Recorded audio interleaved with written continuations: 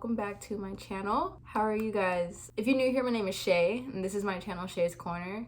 I sit in the corner of my room, if you guys didn't get that.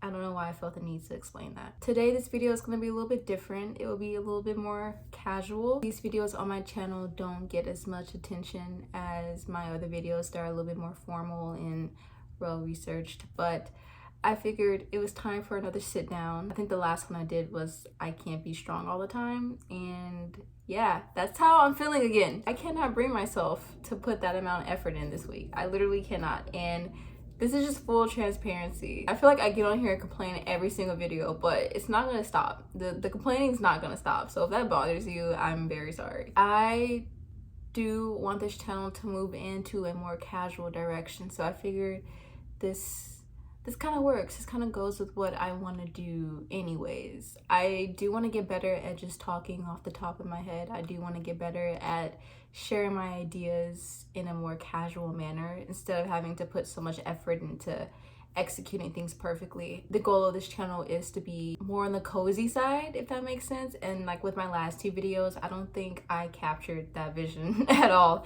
I think I definitely leaned into the more like commentary side of YouTube. And while I do enjoy watching those videos and I do enjoy creating those videos, I don't think that's something that really resonates with me on a soul level. Like, that's not the kind of content I want to make all the time. There will be more videos like that, but sometimes I do just want to be able to sit down and like get in front of the camera and just speak. I did attempt to make a script for this week's video, talking about how to connect with our inner child and potentially heal some of those wounds that we carry as a child. Funny thing about when I was writing this script is that I ended up opening up this can of worms inside of myself. I know oftentimes I try to give advice on here and I try to relay my experiences in order to help other people.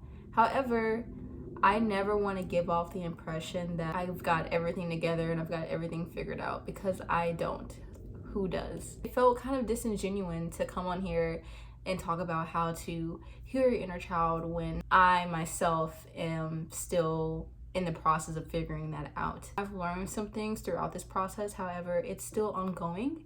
And I don't know if I'm in the place right now to be able to speak on it in a way that helps other people. I do want to go through a few of the things that I wrote down about it and just talk about it in a more casual sense, not in a formal, this is my advice video about your inner child. Hopefully with this video, it opens up a discussion rather than just you guys listening to me. I do want to hear feedback. I always want to hear feedback. I emphasize that a lot in my videos because that's the goal of this channel, to start conversations and to talk and be vulnerable with each other. So yeah, that's what we're gonna do today. So if you don't know what an inner child is, it's basically the childlike aspects of your psyche that you carry with you to adulthood. And this concept was originally introduced by Carl Jung. You guys might have heard of him. The MBTI personality test is based off some of his theories. In one of his archetypes, he has the child.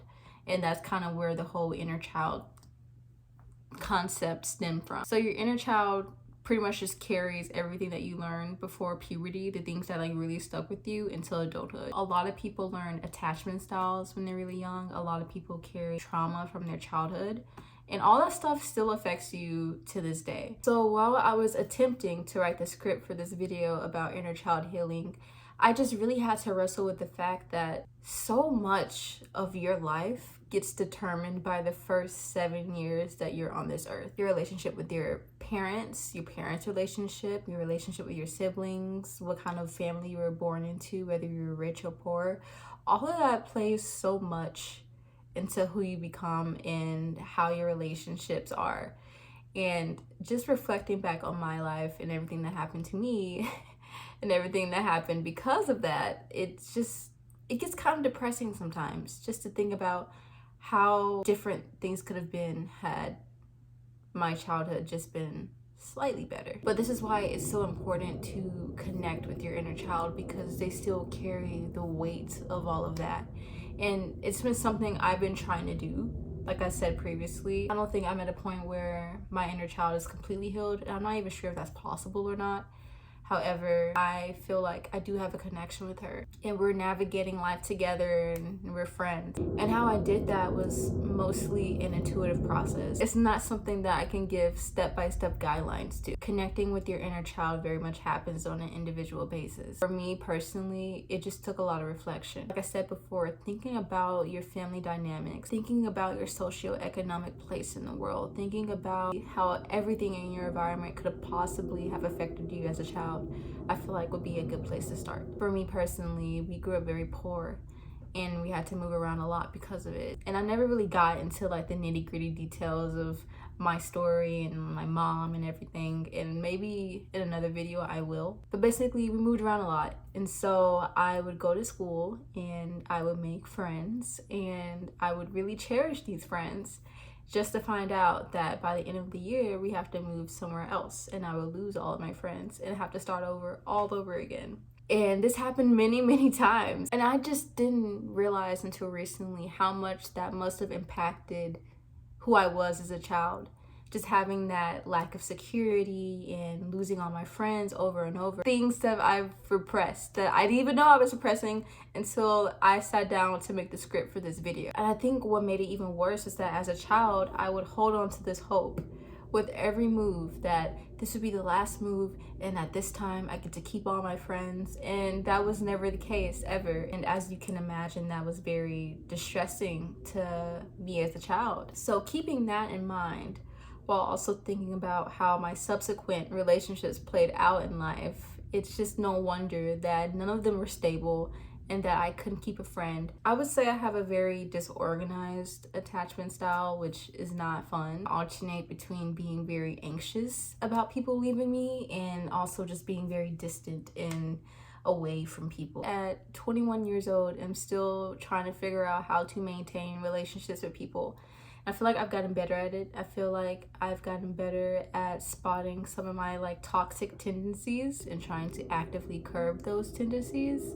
However, it's still very hard. Some of these things that you learn as a child that you carry with you are so deeply ingrained in you that it feels like it'll never change. It almost feels as if I am just playing catch up with everyone else in just reteaching myself things that I should have learned as a child, such as resolving conflict, having good communication, setting proper boundaries, being vulnerable, etc. All of these things that I didn't have the luxury of learning as a child. The good thing though is that these are all skills that you can practice and get better at. It's just a lot harder when your first time practicing it is in adulthood. Another belief that I realized I carry with me from my inner child being hurt was that I didn't deserve good things. And this one was really sneaky. I didn't realize that this is something that I believed deep down to my core. But since my inner child was so scarred from having things so violently ripped away from her all the time, I started to internalize this belief that I must not have deserved those things. Me not being aware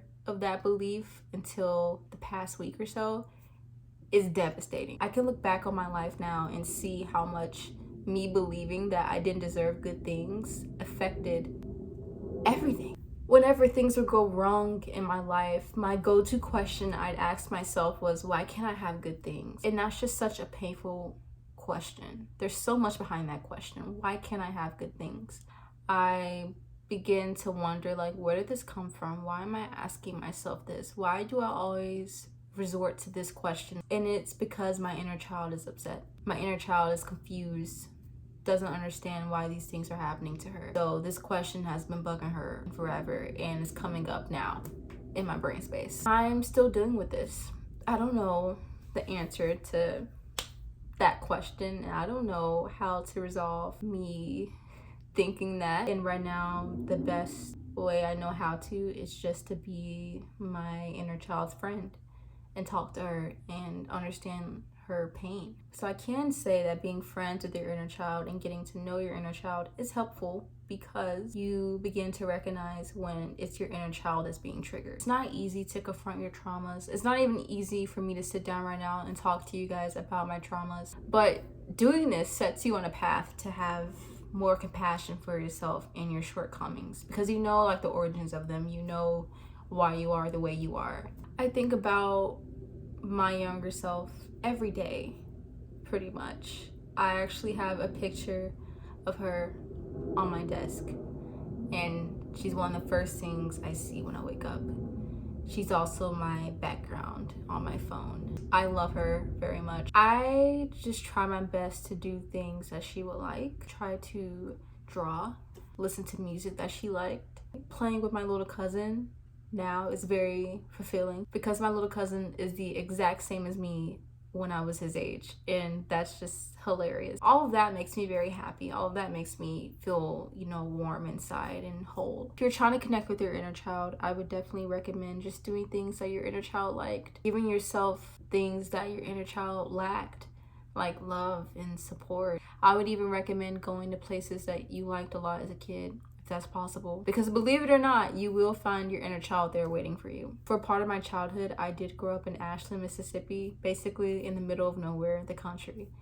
And I remember on my granddad's driveway there was like all these rocks, and as a kid I would just literally march on the rocks all day because it felt good under my feet. And so when I finally went back and visited him and I got to walk on the rocks. It sounds so country, but when I finally got to walk on the rocks again, it felt so good. It felt like affirming to my soul because I loved it so much as a child. Doing things like that help in some way. It helps me feel safe again because I felt safe when I was in Ashland. Also, just reflecting on my memories and visualizing ways that I would have taking care of my inner child, giving her hugs whenever she was sad, or just being there to reaffirm her when she needed it the most. Imagination can really play a huge part in healing. And I know that sounds very out there and mystical, but it's helped me. Sometimes when I kickbox, I imagine that I am protecting my inner child from all of the hardships in her life, and I'm protecting her from anyone that wishes to do her harm, and that helps me. That makes me feel better. I one time had this dream. I was in this dark house or whatever, and I went into one of the back rooms and I saw myself,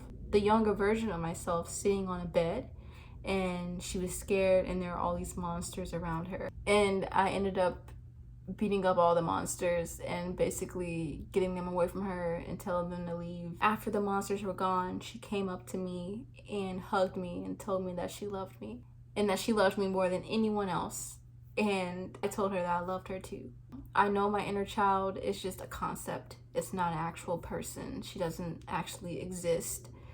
Technically, it's confusing, right? She is me. I'm talking about me. Viewing her as someone that is still alive, someone that still matters, someone that's still important to me, that still lives within me, is really helpful. So I hope that helps you. If you're trying to connect with your inner child, try to think of them as a person that's still alive, a person that still matters, that just lives within you now. Sometimes I even do this the other way around, with my future self, even though I don't know her yet. I call this operating with the 3 selves. So basically my past self, my present self, and my future self. I think about all 3 of us.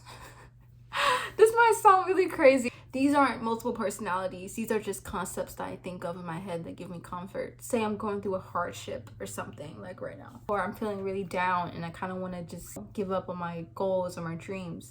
I like to think about my past self, and I like to think that she would want me to continue and push forward for her and for me. And then I also like to think about my future self and her potential, how she's watching me right now through her memories, and how much she wishes that she can come and comfort me right now.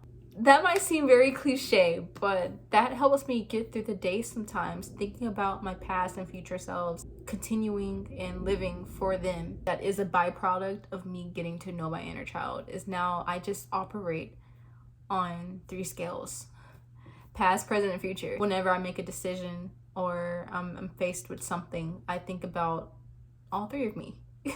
I hope that doesn't come off insane. If anyone out there does this too, let me know so I feel less alone. If you don't, try it. It's a great support system to have your past selves rooting you on, to have your future self rooting you on. You know how you think about your past self right now and how you're watching yourself through all your memories and you wish you can go back, like me with my inner child? Your future self is doing that to you right now. Literally right now, they're rooting for you. They wish they can tell you so much, and they love you. Isn't that comforting? yeah, this video was all over the place, but that's what's been on my mind, like, for real. This is me unscripted. This is me just rambling. This felt good. This felt nice. I was very vulnerable in this. Question for the comments. We're gonna bring that back. Do you know your inner child? Have you tried connecting with your inner child in the past? If so, what were the results of that? Did that help you at all? Where are you on your inner child journey? I would really like to know. Also, what do you think about operating with the 3 selves, past, present, future? Is that crazy? Is that helpful? Let me know. If you watched this video, thank you so much. Even though it was all over the place and really rambly, I hope you got something out of it. My goal with being vulnerable is to make other people feel comfortable with being vulnerable as well. Feel free to message me if you want to, or just leave a comment down below. This is a safe space. There will be no judgment in the comments. I delete any comment that is hateful. I haven't gotten any hate comments, fingers crossed, but if I do, I'm deleting it. I hope you guys are having a good day or night wherever you are. And I will see you in my next video that's hopefully more structured and entertaining. Peace out.